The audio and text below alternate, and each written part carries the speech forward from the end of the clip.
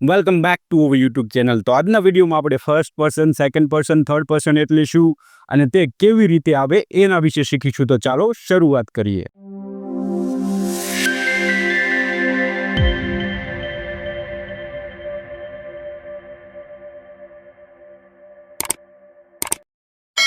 તો સૌથી પહેલાં તો કદાચ તમને એમ થશે કે આપણે first person, second person, third person શીખવું શા માટે જોઈએ. તો એના માટે અહીંયા જુઓ, મેં એક વાક્ય આપ્યું છે, he is going to school, એટલે કે તે શાળાએ જઈ રહ્યો છે.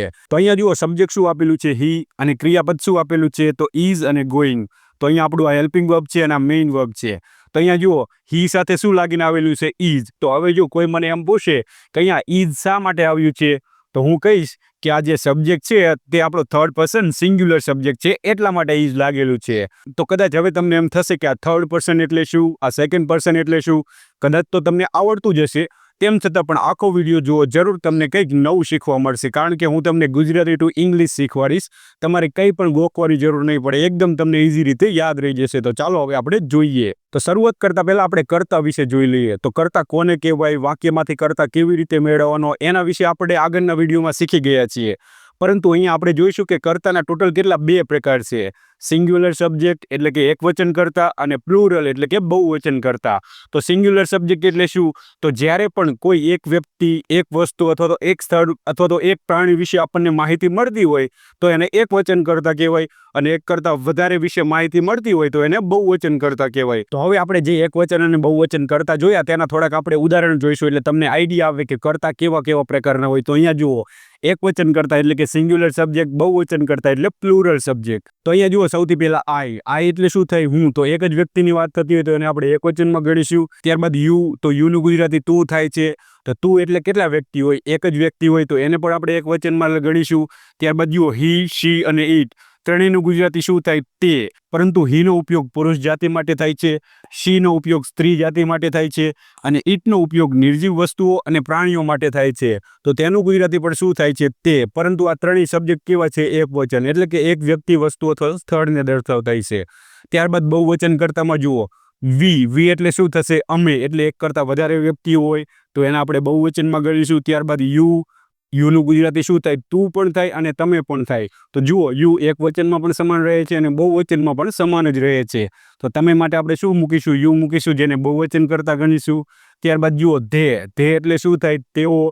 તો તેઓ એટલે કેટલા, એક કરતાં વધારે વ્યક્તિઓની વાત થતી હોય તો એને પણ આપણે બહુવચનમાં ગણીશું. ત્યારબાદ જુઓ, કોઈ પણ બહુવચન નામ એટલે કે એક કરતાં વધારે વ્યક્તિ, વસ્તુ અથવા તો સ્થળો હોય, જેમ કે રવિ અને રાહુલ. તો એક કરતાં વધારે વ્યક્તિઓ થયા, પરંતુ ફક્ત એમ કહું કે રવિ અહીંયા આવે છે તો એક જ વ્યક્તિ થયો, તો એને આપણે સિંગ્યુલર સબ્જેક્ટ તરીકે ગણીશું. તો હજી થોડાક કરતાઓ બાકી રહી જાય છે, તે આપણે આગળની સ્લાઇડમાં જોઈ લઈએ. તો અહીંયા જુઓ, રવિ તો એક જ વ્યક્તિનું નામ હોય તો એકવચન સબ્જેક્ટ તરીકે ગણીશું. રમેશ એક જ વ્યક્તિનું નામ છે એટલે એકવચન સબ્જેક્ટ તરીકે ગણીશું.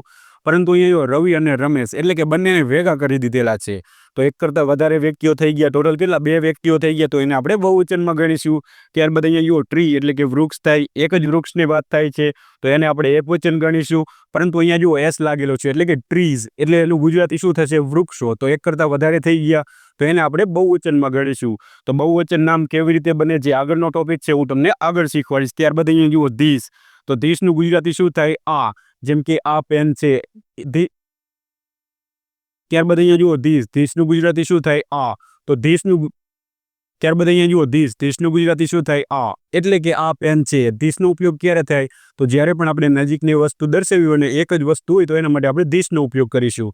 તો ધીસ આપણું એકવચન સબ્જેક્ટ છે. ત્યારબાદ અહીંયા જુઓ, બહુવચન ધીઝ, અને શું વંચાય, ધીઝ.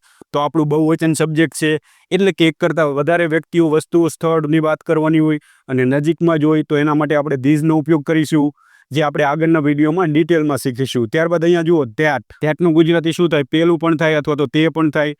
તો જ્યારે પણ દૂરની વસ્તુ હોય અને એક જ હોય તો આપણે દર્શાવી તો શેનો ઉપયોગ કરી શકાય, ધેટ, જેમ કે ધેટ ઇઝ અ લેપટોપ, એવી રીતના. તો અહીંયા જુઓ, બહુવચનમાં શું થશે, ધોઝ એટલે શું થાય, પેલા અથવા તો તે, એક કરતાં વધારે વ્યક્તિ, વસ્તુ અથવા તો સ્થળ હોય તો એના માટે આપણે ધોઝનો ઉપયોગ કરીશું. તો આપણે આગળના વિડીયોમાં ધીસ, ધેટ, ધીસ, ધોઝને ડિટેલમાં શીખીશું. ત્યારબાદ અહીંયા જુઓ, મોબાઈલ, અહીંયા મોબાઈલને એસ લાગેલો નથી એટલા માટે એક જ મોબાઈલની વાત થાય છે. પરંતુ અહીંયા જુઓ, મોબાઈલ્સ એટલે કે એક કરતાં વધારે મોબાઈલો, તો અહીંયા આપણે શું કરીશું, એસ લગાડીશું. તો આ નામ કેવું છે, બહુવચન, જ્યારે આ એકવચન. તો એકવચન નામને આપણે બહુવચન કરવું હોય તો ક્યારેક એસ લાગશે તો ક્યારેક તો ઈએસ લગાડવો પડશે, એટલે એકવચન કરતાને આપણે બહુવચન કરતા કરી શકીશું. અને આ આપણો આગળનો ટોપિક છે, તો હું તમને આ આગળ શીખવાડીશ. તો જુઓ, આપણે ટોટલ કરતા જોઈ લીધા, તો કોઈ પણ વાક્યમાં ટોટલ આટલા જ કરતા હોય. આખા ઇંગ્લિશમાં તમે એનાલિસિસ કરશો, આપણે જે કરતા શીખ્યા ને તેમાંથી જ કોઈ પણ એક હશે.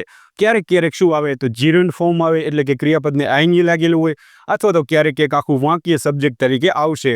તો આના સિવાય કોઈ પણ કરતા હોય નહીં. અને આગળ આપણે શીખી જ ગયા છીએ, કરતા તરીકે હંમેશા શું આવે, કાં તો નામ આવે કાં તો સર્વનામ આવે. તો નામ કોને કહેવાય, સર્વનામ કોને કહેવાય, એ આગળનો ટોપિક છે જે આપણે આગળ શીખીશું. તો હવે આપણે આગળ જોઈએ. તો આગળ જોતા પહેલા અહીંયા જુઓ, મેં થોડાક વાક્ય આપેલા છે. હું શિક્ષક છું, એનું અંગ્રેજી શું થાય, આઈ એમ અ ટીચર. એટલે કે જોઈને જ તમને ખબર પડી જશે કે આ જે વાક્ય આપેલું છે ને એ કોના વિશે છે, બોલનાર વિશે. એટલે કે વ્યક્તિ જે કોઈ પણ હશે તે બોલતો હશે. અને બીજું વાક્ય જુઓ, તમે વિદ્યાર્થીઓ છો, તો જોઈને જ તમને ખબર પડી જશે કે આ જે વાક્ય છે તે જે લોકો સાંભળતા હશે એના માટે વિશે, એટલે કે સાંભળનાર વિશે હશે. ત્યારબાદ આગળનું વાક્ય જુઓ, તમે અંગ્રેજી શીખી રહ્યા છો, તો આ વાક્ય કોના માટે હશે, તો જે લોકો પણ સાંભળી રહ્યા છે એના માટે હશે. તમને તરત જ જોઈને ખ્યાલ આવી જશે. ત્યારબાદ આગળ જુઓ, પણ રોહને અંગ્રેજી શીખી લીધું છે. તો આ જુઓ, આ વાક્ય કોના માટે છે, તમને તરત જ આઈડિયા આવી જશે કે આ વ્યક્તિ એવો છે, એટલે કે રોહન એવો વ્યક્તિ છે જે નથી સાંભળતો, નથી બોલતો, પરંતુ જેના વિશે શું થાય છે, ફક્ત વાત થાય છે. એટલે કે અંગ્રેજી ભાષાના કોઈ પણ વાક્યમાં ફરજિયાત 3 પ્રકારના જ વ્યક્તિની વાત થતી હશે. કયા 3 વ્યક્તિઓ, તો એક વ્યક્તિ એવો હશે જે બોલતો હશે, એટલે કે બોલનાર. બીજો વ્યક્તિ એવો હશે કે જે સાંભળતો હશે, એટલે કે સાંભળનાર. અને ત્રીજો વ્યક્તિ એવો હશે કે જેના વિશે વાત થઈ રહી હશે. તો આ 3 જ પ્રકારના વ્યક્તિઓની વાત થતી હશે. તો આ 3 પ્રકારના વ્યક્તિઓને આપણે first person, second person, third person તરીકે ઓળખીશું. તો કોને ફર્સ્ટ પર્સન કહીશું, કોને થર્ડ પર્સન કહીશું, તો હવે આપણે એ શીખીશું. તો ચાલો આગળ જોઈએ. તો હવે આપણે જોઈએ પ્રથમ પુરુષ, એટલે કે ફર્સ્ટ પર્સન સિંગ્યુલર સબ્જેક્ટ અને પ્લુરલ સબ્જેક્ટ. તો પ્રથમ વ્યક્તિ કોણ હોય, તો જુઓ, આપણે જોયું કે કોઈ પણ વાક્ય હોય તેમાં 3 પ્રકારના જ વ્યક્તિ હોય.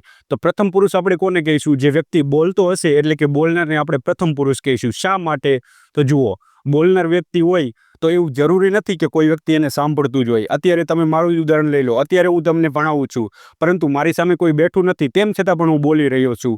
એટલે કે બોલનાર વ્યક્તિને સાંભળનારની જરૂર હોતી નથી, તેમ છતાં પણ એ તો બોલતો જ હોય. તો એટલા માટે હંમેશા તેને કેટલામો પુરુષ કહેવામાં આવે છે, પ્રથમ પુરુષ, એટલે કે ફર્સ્ટ પર્સન. કારણ કે બોલનારને સાંભળનારની જરૂર તો રહેતી નથી. કોઈ સાંભળતું હોય અથવા તો ન સાંભળતું હોય, તેમ છતાં પણ તે તો બોલી જ શકે છે. એટલા માટે જે વ્યક્તિ બોલતો હશે એને આપણે હંમેશા કેટલામું પુરુષ કહીશું, પ્રથમ પુરુષ, એટલે કે ફર્સ્ટ પર્સન. તો ફર્સ્ટ પર્સન કોને કહેવાય એ તમને હવે ખબર પડી ગઈ. કેવી રીતે કહેવાય એ ખાસ યાદ રાખજો. જો તમે કેવી રીતે આવે છે એ યાદ રાખશો ને તો તમારે કંઈ પણ ગોખવું નહીં પડે.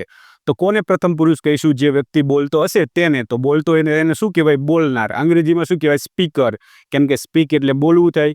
તો હવે જુઓ, જે વ્યક્તિ બોલતો હશે એ પોતાના માટે કેવા શબ્દો વાપરતો હશે, જેમ કે મારું નામ કમલેશ છે, તો હું તમને એમ કહીશ કે કમલેશ ભણાવી રહ્યો છે. હું એવું નહીં કહું. વારંવાર કેવું હોય તો હું શું કહીશ, હું ભણાવી રહ્યો છું. તો પોતાના માટે મેં કેવા શબ્દોનો ઉપયોગ કર્યો, હું, એટલે કે હું ભણાવી રહ્યો છું. તો જુઓ, અત્યારે જુઓ, પ્રથમ પુરુષ કોણ હોય, હું, એટલે કે હું ભણાવી રહ્યો છું. એને અંગ્રેજીમાં શું કહેવાય, આપણે આઈ કહીશું. અને આ જે વ્યક્તિ હું પોતાના માટે ઉપયોગ કરે છે તે કેટલો વ્યક્તિ હોય, એક જ વ્યક્તિ હોય.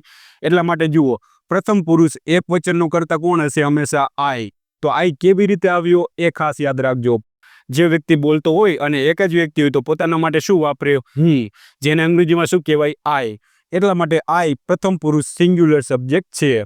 તો હવે જ્યારે પણ હું તમને કહું કે પ્રથમ પુરુષ સિંગ્યુલર સબ્જેક્ટ છે, એટલા માટે એમ મૂકો તો તરત જ તમને ખબર પડી જોઈએ કે અહીંયા કોની વાત થાય છે, આઈની વાત થાય છે. તો હવે તમને સમજાઈ ગયું હશે કે આઈ પ્રથમ પુરુષ એક વચન કરતા કેવી રીતે કહેવાય. એવી રીતે જ જુઓ, જો આપણે એક કરતાં વધારે વ્યક્તિ હોય તો હું શું કહું, અમે સાંભળી રહ્યા છીએ, અથવા તો આપણે સાંભળી રહ્યા છીએ. એટલે કે એક કરતાં વધારે વ્યક્તિ હોય તો શું કહીશે, અમે અથવા તો આપણે, જેને અંગ્રેજીમાં શું કહેવાય, વી કહેવાય. એટલે કે ફર્સ્ટ પર્સન પ્લુરલ સબ્જેક્ટ તરીકે વીનો ઉપયોગ થાય છે. તો હવે જુઓ, હવે તમને ખબર પડી જઈ હશે કે વીને આપણે પ્રથમ પુરુષ બહુવચન કરતા તરીકે શા માટે ઓળખીએ છીએ. તો કોઈ પણ વાક્યમાં જ્યારે પણ હવે હું તમને એમ કહું કે અહીંયા ફર્સ્ટ પર્સન પ્લુરલ, એટલે કે બહુવચનનો કરતા છે, એટલા માટે અહીંયા આર મૂકો તો તરત જ તમને ખબર પડી જવી જોઈએ કે અહીંયા કોની વાત થાય છે, વીની વાત થાય છે. તો હવે તમને ખબર પડી જઈ હશે કે આઈ કેવી રીતે આવે અને વી કેવી રીતે આવે. જો તમે કેવી રીતે આવે એ યાદ રાખશો ને તો તમારે કંઈ પણ ગોખવું નહીં પડે. તો હવે આપણે જોઈશું કે બીજો પુરુષ કોને કહેવાય. તો જોઈએ. તો હવે જુઓ, તો હવે આપણે બીજા પુરુષ વિશે શીખીશું. તો બીજો પુરુષ કોણ હોય? તો આપણે જોઈ ગયા કે વાક્યમાં ફક્ત 3 જ પ્રકારના વ્યક્તિ હોય. તો પ્રથમ પુરુષ કોને કહીશું? તો જે વ્યક્તિ બોલતો હશે એને આપણે પ્રથમ પુરુષ કહીશું, એટલે કે બોલનારને પ્રથમ પુરુષ કહીશું. તો સાંભળનાર જે વ્યક્તિ હશે કે જે સાંભળતો હશે એને આપણે બીજો પુરુષ કહીશું. શા માટે? કારણ કે જુઓ, બોલનાર વ્યક્તિ કોઈ ન સાંભળતું હોય તેમ છતાં પણ તે બોલી તો શકતો જ હોય, પરંતુ કોઈ બોલતું જ ન હોય તો સાંભળનાર સાંભળતો કેવી રીતના હોય? તે સાંભળી જ ન શકે ને કોઈને. તો એટલા માટે સાંભળનારને આપણે બીજો પુરુષ કહીશું, કારણ કે પ્રથમ પુરુષ ત્યાં કોણ હશે? ફરજિયાત બોલનાર. તો આપણે સાંભળનારને કેટલામો પુરુષ કહીશું? બીજો પુરુષ. અને હવે જુઓ, જેટલા પણ લોકો સાંભળતા હશે એના માટે જે વ્યક્તિ બોલતો હશે એ કેવા શબ્દોનો ઉપયોગ કરતો હશે? જેમ કે અહીંયા જુઓ, અહીંયા તમે સાંભળતા હોય અને તમારું નામ રવિ હોય, તો હું એમ ન કહું કે રવિ સાંભળે છે, તો હું શું કહું? તું સાંભળે છે. અથવા તો એક કરતાં વધારે હોય તો હું શું કહું? તમે સાંભળો છો. તો એમના માટે આપણે કેવા શબ્દોનો ઉપયોગ કરતા હોય? તું અથવા તો તમે. તો અહીંયા જુઓ, તું, તો એક જ વ્યક્તિ હોય તો એના માટે હું શું કહીશ? તું સાંભળે છે. એટલે કે એના માટે આપણે અંગ્રેજીમાં શું કહીશું? યુ. તો હવે તમને ખબર પડી કે બીજો પુરુષ એકવચન કર્તા તરીકે કોણ હોય? યુ, જેનું ગુજરાતી શું થાય? તું. કારણ કે સાંભળતો હોય તે વ્યક્તિને શું કહેવાય? તું કહેવાય. એટલા માટે વારંવાર હું એમ ન કહું કે રવિ સાંભળે છે, રવિ સાંભળે છે. હું શું કહું? તું સાંભળે છે. તો અહીંયા આપણે યુ મૂકીશું. તો યુને આપણે બીજો પુરુષ એકવચન કર્તા તરીકે ઓળખીશું. ત્યારબાદ જુઓ, તમે, એટલે કે એક કરતાં વધારે હોય તો પણ હું શું કહું? તમે સાંભળો છો. પરંતુ અંગ્રેજીમાં તો શું થશે? અંગ્રેજીમાં તો યુનું યુ જ રહેશે. તો તું અથવા તો તમે બંને માટે આપણે શું મૂકીશું? યુ. એટલા માટે બીજો પુરુષ બહુવચન કરતાં પણ કોણ થશે? યુ. તો હવે તમને સમજાણું હશે કે સાંભળનાર માટે યુ કેવી રીતે આવે. જો એકવચનમાં હોય તો પણ યુ જ આવશે, બહુવચનમાં હોય તો પણ યુ જ આવશે. એટલે કે યુ સાથે જે કંઈ પણ આપણે ક્રિયાપદ મૂકીશું તે હંમેશા સમાન જ રહેશે. તો જુઓ, અહીંયા એક વ્યક્તિ બેઠો છે અને એ વિદ્યાર્થી છે, તો હું શું કહીશ? તું વિદ્યાર્થી છો. એટલે કે એક જ વ્યક્તિ છે, એક કરતાં વધારે હોય તો શું કહીશ? તમે વિદ્યાર્થીઓ છો. તો બંને માટે અંગ્રેજીમાં તો એક જ શબ્દ છે યુ. તો યુને આપણે સિંગ્યુલર સબ્જેક્ટ અને પ્લુરલ સબ્જેક્ટ, પરંતુ કેટલામો પુરુષ? બીજો પુરુષ તરીકે ઓળખીશું. તો આપણે ફર્સ્ટ પર્સન અને સેકન્ડ પર્સન કોને કહેવાય, કેવી રીતે આવે એ જોઈ ગયા. તો હવે આપણે ત્રીજા પુરુષ વિશે જોઈશું. તો ચાલો જોઈએ. તો જુઓ, ત્રીજો પુરુષ કોને કહેવાય? તો ત્રીજો પુરુષ વાક્યમાં ન તો બોલતો હશે ન તો સાંભળતો હશે. તો કેવો વ્યક્તિ હશે? તો વાક્યમાં ફક્ત તેના વિશે વાત થતી હશે. જેમ કે રવિ મારો મિત્ર છે, એવું વાક્ય હું કહું તો જુઓ, રવિ બોલતો પણ નથી અને સાંભળતો પણ નથી. હું કોને સંભળાવું છું? તમને, જે સાંભળે છે તેને. પરંતુ રવિ વિશે તો આપણે ફક્ત વાત કરીએ છીએ. એ તો ત્રીજો પુરુષ છે. આપણને ખબર નથી રવિ ક્યાં છે. મને કદાચ ખબર હોય કેમ કે મારો મિત્ર છે, પરંતુ તમને તો ખબર જ ન હોય. એટલા માટે આપણે ત્રીજો પુરુષ કોને કહીશું?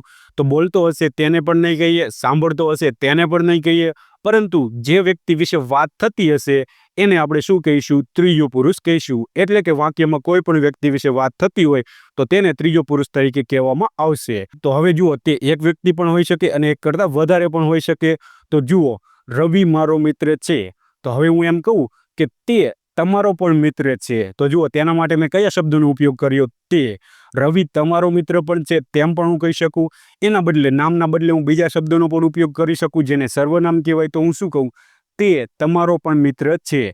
તો અહીંયા જુઓ, તે એટલે કે શું થશે અંગ્રેજીમાં? હી. તો એને આપણે એકવચન કરતા કહીશું, કારણ કે એક જ વ્યક્તિની વાત થાય છે એટલા માટે. તો કેવો કરતા કહીશું? ત્રીજો પુરુષ એકવચન કરતા. તો જુઓ, જ્યારે પણ હવે હું કહું કે ત્રીજો પુરુષ એકવચન કરતા છે તો તમને તરત જ આઈડિયા આવી જવો જોઈએ કે તે આમાંથી જ કોઈ એક હશે. તો જુઓ, હી, શી અને ઈટ ત્રણેયનું ગુજરાતી શું થાય? તે. તો આપણે ત્રણેયને ત્રીજો પુરુષ એકવચન કરતા તરીકે ઓળખીશું. હીનો ઉપયોગ પુરુષ જાતિ માટે થાય છે, શીનો ઉપયોગ સ્ત્રી માટે થાય છે, એટલે કે સ્ત્રી જાતિ માટે થાય છે, અને ઈટનો ઉપયોગ નિર્જીવ વસ્તુઓ અથવા તો પ્રાણીઓ માટે થાય છે, અને મોડલ ઇંગ્લિશમાં વ્યક્તિઓ માટે પણ થાય છે. તો હું તમને આગળ શીખવાડીશ. તો જુઓ, હી, શી, ઈટ કેવી રીતે આવે તે તમને હવે ખબર પડી ગઈ હશે. જેમ કે જુઓ, અહીંયા એક ગાય ઊભી છે, તો હું શું કહું? એક ગાય ઊભી છે, તેને 4 પગ છે. તો જુઓ, મેં તે શબ્દ વાપર્યો કોના માટે? તો પ્રાણી માટે. તો એના માટે આપણે શેનો ઉપયોગ કરીશું? ઈટ.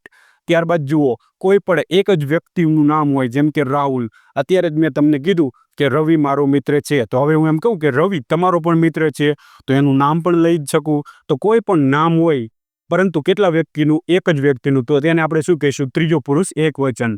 તો કોઈ પણ નામ આપેલું હોય, કોઈ છોકરીનું નામ આપેલું હોય તો એને પણ આપણે ત્રીજો પુરુષ એકવચન કહીશું.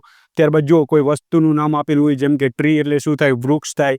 તો એને પણ આપણે ત્રીજો પુરુષ એકવચન કહીશું. ત્યારબાદ કોઈ સ્થળનું નામ આપેલું હોય ગાંધીનગર, તો એને પણ આપણે ત્રીજો પુરુષ એકવચન કહીશું, કારણ કે આને પણ નામ કહેવાય, આને પણ નામ કહેવાય. તો નામ કોને કહેવાય જે આપણે આગળ જોઈશું. અને ત્યારબાદ જો આના સિવાય શું કરતા રહી જતા હતા, ધીસનું ગુજરાતી શું થાય, આ. જેમ કે આ પેન છે, તો જુઓ કેટલી પેન છે, એક જ પેન. તો એક જ પેન હોય અને નજીકમાં છે, તો એના માટે આપણે શેનો ઉપયોગ કરી, ધીસનો ઉપયોગ કરી. તો આને પણ આપણે એકવચન, પરંતુ કયો પુરુષ કહીશું, ત્રીજો પુરુષ. એટલે કે ધીસનો પણ શેમાં સમાવેશ થાય છે, ત્રીજો પુરુષ એકવચન કરતામાં. ત્યારબાદ ધેટ એટલે કે પહેલું અથવા તો તે, દૂરની વસ્તુ દર્શાવવા માટે પણ એનો ઉપયોગ થાય છે. તો આને પણ આપણે ત્રીજો પુરુષ એકવચન કરતા કહીશું. તો જુઓ, જ્યારે પણ હવે હું તમને એમ કહું કે ત્રીજો પુરુષ એકવચન કરતા છે, તો તમને તરત જ આઈડિયા આવી જવો જોઈએ કે શેમાંથી હશે, આટલામાંથી કોઈ એકની વાત થતી હશે. તો હવે આપણે એકવચન કરતા તો જોઈ લીધા, તો હવે આપણે બહુવચન કરતા પણ જોઈ લઈએ. તો જુઓ, બહુવચનમાં કોનો સમાવેશ થાય છે, તો જુઓ તેઓ. હવે એક કરતાં વધારે વ્યક્તિઓ હોય, ધારો કે મારા મિત્રો છે 1 2 3 ને 4 5 મિત્રો છે, 5 મિત્રો. તો હું શું કહીશ, તે અહીંયા આવતા નથી, એમ ન કહું, તેઓ અહીંયા આવતા નથી, એવી રીતના કહીશ. તો એના માટે આપણે શેનો ઉપયોગ કરીશું, અંગ્રેજીમાં ધેનો ઉપયોગ કરીશું. તો ધેને આપણે શું કહીશું, ત્રીજો પુરુષ બહુવચન કરતા. એવી જ રીતે જુઓ, રાહુલ અને અંજલિ, તો આ બંનેને ભેગા કરી દીધેલા છે, એટલે કે એક કરતાં વધારે નામ આપેલા છે. તો એને પણ આપણે શેમાં કહીશું, ત્રીજો પુરુષ બહુવચન કરતામાં. ત્યારબાદ જુઓ, ટ્રીઝ, તો એક કરતાં વધારે વૃક્ષોની વાત થાય છે, તો એને પણ આપણે થર્ડ પર્સન પ્લુરલ એટલે કે બહુવચનનો કરતા ગણીશું. ત્યારબાદ જુઓ, ધીઝ એટલે કે નજીકની વસ્તુ હોય અને એક કરતાં વધારે હોય, તો એને બહુવચન જ કહેવાય. એટલા માટે પણ એનો શેમાં સમાવેશ થશે, ત્રીજા પુરુષ એકવચનમાં. એવી રીતે ધોઝનો ઉપયોગ ક્યારે થશે, તો દૂરની કોઈ પણ વસ્તુ હોય, એક કરતાં વધારે હોય, તો એને માટે આપણે શેનો ઉપયોગ કરીશું, ધોઝ. તો એને પણ આપણે ત્રીજો પુરુષ બહુવચન કરતામાં સમાવેશ કરીશું. તો આના સિવાય કયા કરતા બાકી રહી જાય, તો જીરલ ફોર્મ, તો એને પણ આપણે ત્રીજો પુરુષ એકવચન અથવા તો બહુવચનમાં સમાવેશ કરીશું. જેવો કરતા હોય એવી રીતે આપણે સમાવેશ કરીશું, પરંતુ હંમેશા એના સમાવેશ કેમાં કરવાનો, ત્રીજા પુરુષમાં. કોઈ વાક્ય આપેલું હોય તો એને પણ આપણે ત્રીજા પુરુષમાં સમાવેશ કરીશું, પરંતુ એના ઉપર આધાર રાખે કે એકવચન છે કે બહુવચન. તો આજનો લેક્ચર અહીંયા પૂરો થાય છે, અને મેં તમને શીખવાડ્યું કે પ્રથમ પુરુષ, બીજો પુરુષ, ત્રીજો પુરુષ કોને કહેવાય, કેવી રીતે આવે છે, અને ખાસ એ યાદ રાખજો કે કેવી રીતે આવે છે. જો તમને આ ખબર હશે ને, તો તમને ક્યારેય પણ કન્ફ્યુઝ નહીં થાય અને તમને ક્યારેય પણ નહીં ભૂલો.